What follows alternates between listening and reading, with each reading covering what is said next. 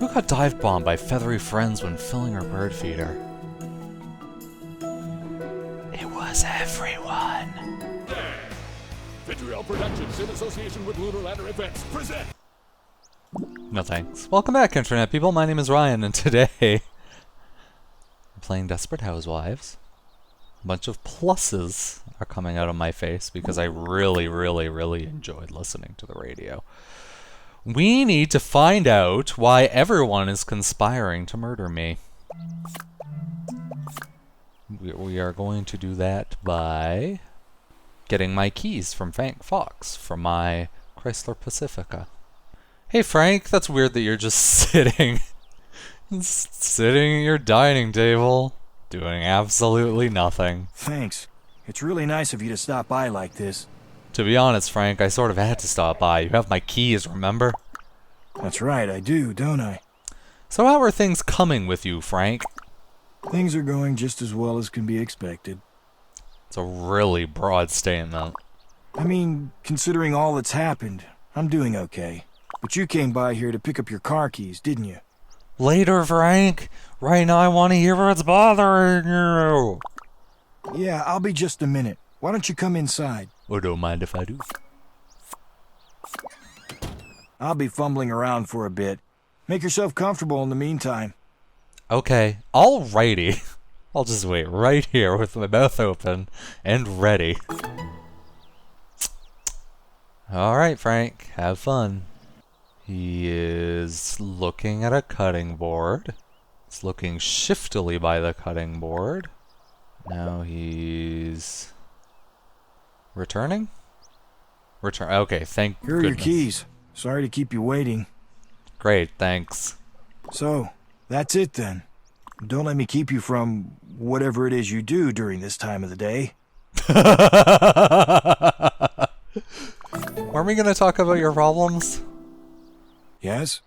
You don't look so good. Tell me what's the matter. You don't need to get yourself involved in any of this. You give me one good reason why not. I get involved in everyone's problems. It's complicated. It's never stopped you before.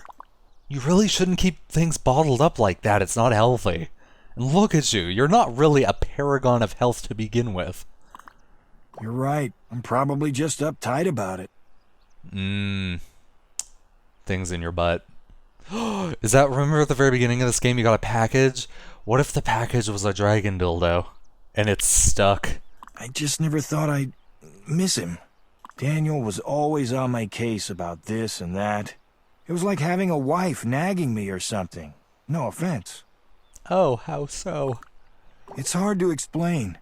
Growing up, things were a lot different. Daniel was always up to something, and I was always up to something. Really? You? Our parents loved us both the same, but Daniel was always the attention getter. He was always talking about some big idea he had or organizing some big event. He never stopped. That left me with nothing to do and no one to listen to me. Which in turn meant Daniel and I butted heads on a lot of things, ranging from the way we looked to the way we led our lives. I know it'll come as a shock to you, but Daniel was always hassling me about my clothes. He's not the only one, Frank. People talk. But anyways, I spent a good deal of my life fighting with him and just saying awful things to him. Yet no matter what happened, he kept forgiving me, even after we'd grown up, and I'd never figured out why. It sounds like he was trying to get close to you, Frank. That's what family does. I called him to try to get away from the big city and to get away from all the trouble I was having there. But all I did was unload all my problems on him. I think he knew what he was getting into when he said you could live with him. I guess he was always trying to take care of me, and I resisted. I really didn't feel comfortable doing that. Just wanted to get away, you know? He would always joke about trying to reach out to me, but I never took him seriously. I'd always find some way to ignore him. But if I'd ever thought something like this would have happened, things would have been a lot different. Of course, now, I'll never be able to do that. He probably died thinking I didn't even care about him. This is so sad. Jesus, look at me. I'm telling you all sorts of crap you don't care about. I don't need to know everything, Frank, but I want to. Besides, the more you talk about it, the better you'll feel. I understand what you're saying, and I appreciate it. But I'm not a touchy-feely guy. I was in the army, for Christ's sakes. I don't sit around and watch daytime talk shows. Okay, I tried. Maybe you deserve to be miserable. Maybe it's your fault. Oh, God, I can't even. That is too awful. I wish I could do more for you, Frank. The only thing keeping me going is knowing that I can bring down the bastards responsible. But Frank, you're just you. How are you gonna beat the mob? Don't worry about me. I'm gonna have help. Help? Frank, you should probably just let the police take care of this. You'll be in way over your head. Listen, this needs to be kept quiet. But I've known you long enough that I think I can trust you. Oh yeah, it's been like a few weeks. After you discovered the truth about Daniel's murder, I had a talk with Eric Larson. He told me that with what I know, I could shut down the mob family that was responsible for killing Daniel. But once the case against them gets underway, I'm going to need some protection from Vincent and his goons. So the reason I'm leaving Fairview is that the FIB is placing me in a witness relocation program. So you can understand why I didn't tell anyone. I'm just supposed to disappear one day. Well, I guess this is goodbye then, isn't it? Yeah, it was nice knowing you. I'm not big on goodbyes, Frank. Just do yourself a favor and try to keep yourself out of trouble. That's all I ask. Bye. Run away! That's gonna be sad. We're not gonna have to talk to Frank anymore. Oh my god, did we just kiss? That's weird. Well, alright. Hey, he's just gone now.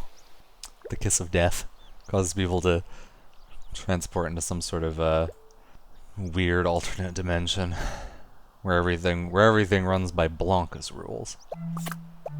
All right, let's look through all of the shit in my inventory according to this thing. All of this stuff about Eric Larson and what's the name, Mary? Do I really look like a fucking Mary? I don't think so. I look like a Blanca. All right, what's this? I'm looking at things. Look. This accordion file folder was initially provided to you by Paul Young when you first arrived on Wisteria. It contains a plethora of information about amnesia and repressed memories. A picture of a woman in her early 30s with a beaming smile on her face. The photo itself is slightly faded and has a number of creases on it, telling you that it has been handled repeatedly after a long period of time. A sonogram of an unborn child? Is this of me?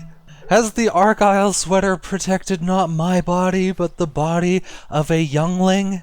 This item appears to be a journal of some sort kept by her husband. The majority of the entries are negligible, but there are a few scattered entries in particular that stand out from the rest. Recent developments in the patient's state have taken a slight turn for the worse, but I have no doubts that I'll be able to restore her to a stable condition in no time. She is showing a number of symptoms that are typical of bacterial infections. Probably shouldn't even be doing this. Treating loved ones is always a bad idea, but I can't stand the thought of them putting their hands on her. She's just my wife. I can take care of her just fine on my own. I'm not sure I understand what's going on just yet, but I should be able to figure it out. Yesterday, the patient whose health I've been monitoring and recording in this journal died in my custody. In all my years of practice, I've never come across a patient that I was completely unable to diagnose. In retrospect, I should have asked her more about what recent changes in her life could have caused her problems before she entered a vegetative state. How could I have been so inept that I couldn't diagnose her in the 6 months she was in a comatose state? The one person who I should actually be able to save was waiting for me to rescue her, and I failed her. This is the last legible entry found in the journal. The rest have been unceremoniously torn out of the book. The journal entry says, "Overwhelmed to see that which I thought I had lost forever. I was overcome with desire." Overwhelmed to see that which I thought I had lost forever. I was overcome with desire. Right. Okay. We made love in the surf, as she lay there, silently welcoming my passionate advances. When we were done, she was unconscious, no doubt swooning. I could barely contain my joy as well. She has come back to me. Oh god, my husband's crazy. My husband wrote these, right? I'm just freaking out right now. My husband Did my husband really do all of this shit to poor Mary's brain? Just because he lost a loved one or something? God, I just have to cook something in order to make myself feel better. I'm gonna make German pancakes. Much better than regular pancakes. Hey look, no one did the fucking dishes. Alright, German pancakes involve heating the oven to 425 and chopping apples, apparently. I gotta beat my eggs the way I'm gonna beat Cornell. Alright, milk to bowl, vanilla, nutmeg, add apple mixture, give it a good fucking stir. Put it in the oven! I'm gonna run out of time, I only got 10 seconds. I need an A on this. That's all I need in my life right now. Oh, do you see that 1 second left? Don't get anything out of the fucking fridge. Eat this. I made you 2 portions. One of them was going to be for me, but I'm really just fooling myself whenever I make something for me. Look at this figure. Do you think I'm gonna put pancakes in this? Think I'm gonna put pancakes in all this? I'm not gonna be able to wear my booty shorts anymore if I put pancakes on my body. Got my flower beds. What a disaster. Oh well. Why does this feel like the end right now? It's just so silent. There's no people weirdly sitting in the benches. The door hasn't even disappeared yet. Oh wait, never mind. Uh-oh. Oh, hey there. I'm surprised to see you here. I trust it was a pleasant surprise. Of course it was. It's always nice to see you. Unfortunately, I'm actually in the middle of investigating a new case right now. I didn't exactly find what I was looking for, so I'm more than likely gonna head back soon. Really? This new case of yours, it's in Fairview as well? You know, I should actually be on my way now. It's always nice talking to you, though. Take care. Goodbye, for now. He was coming from my husband's office. My husband isn't at work. Where is my husband? Stand up, Dr. Henriksen. Good afternoon. Hi, Arthur. I hope it's I didn't know his name was Arthur. Hi, Arthur. I hope it's okay to stop by without an appointment, but I feel like I'm on the verge of a breakthrough. We can talk for as long as you'd like. Of course, as long as you know you're paying the full rate for our little talk. No freebies just because you don't have an official appointment. Yeah, well, it's not my money. It's Cornell's. Which brings me to why I came here. Why don't you tell me what's troubling you? Well, it's complicated, but it involves 2 other men. 2 other men? I probably should have expected that. So, exactly which of these men is causing all the trouble? Exactly? Eric told me that both he and Vincent used to know me before I even moved to Fairview. Do you think he's telling the truth? Hell if I know. Eric just kind of dropped it on me like a bomb. He even called me by a different name. But what does this have to do with your husband? Do you think he's involved in some sort of vast conspiracy or something? God, Arthur. You make me sound like a nutcase, and that's not what I'm paying you for. You're supposed to help me. Besides, there's more to it than that. Would you care to share them?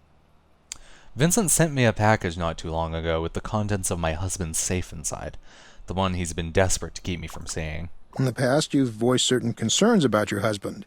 Exactly what was inside this package? A sonogram, a journal, documents about amnesia, and a picture of a woman that I've never seen before. But looks a hell of a lot like me. A very peculiar combination of items, especially for your husband to keep locked away from you. Do you feel that the contents of this package prove or disprove your suspicions? Prove. If I recall correctly, you mentioned that there are 3 men in your life, no? Do you remember how upset the entire neighborhood was over Daniel Fox's death, despite the fact that you don't live in the neighborhood and probably have no idea what I'm talking about? That's not the kind of thing one can forget easily. Yeah, it's really hard to forget something that you never learned. So, yeah, about that. I'm pretty sure Vincent had Daniel taken out. Well, that's quite an accusation. I know, it's like I'm living in some twisted soap opera. 3 men each claiming I lead a different life. I don't know how I'm supposed to deal with all of this. It certainly sounds like you have a situation on your hands. The only thing I have on my hands is, I don't know, some weird sex thing. What are your intentions? What do you plan on doing? Tell me, what the hell do I pay you for exactly? I can't tell you what to do. You have to figure that out for yourself. I only get paid to help people reach their own conclusions. But I will tell you this much. Sooner or later, you're going to find yourself in a position where you have to make a choice between these three men in your life. Oh no. That's almost exactly the number of dialogue options that's typically provided to me. I wonder who's going to be the bubble that has the like devil horns in the tail. Make up your mind now before it's too late, or it will be made up for you. Well, that's that. Now that you've had a much-needed chat with your therapist, there's nothing left to do but go home and prepare dinner. ... Right? Well, there is one more thing, and that is make that an episode. Thanks for watching.